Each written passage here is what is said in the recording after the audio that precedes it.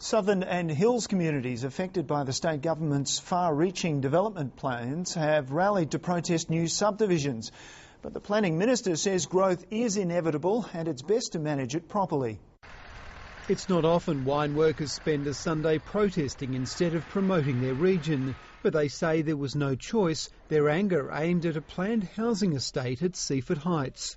So if you then go and put houses where you used to have a farm, it sort of wrecks the whole ambience of the place, and you may end up killing the goose that laid the golden egg.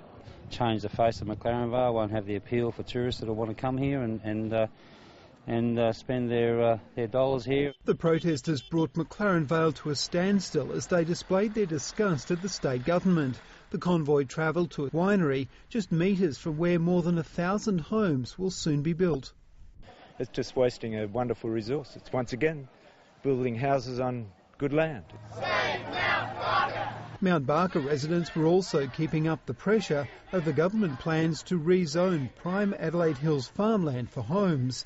The numbers might have been down today, but organisers blame poor weather rather than a weakening of their opposition. I will maintain the rage, yes. Unfortunately, the Planning Minister, despite the opposition, shows no sign of backing down. He wants to proceed regardless of public opinion. Let's build up the centre of Adelaide and not spread out the madness of spreading out to the urban sprawl. That's what it should be about.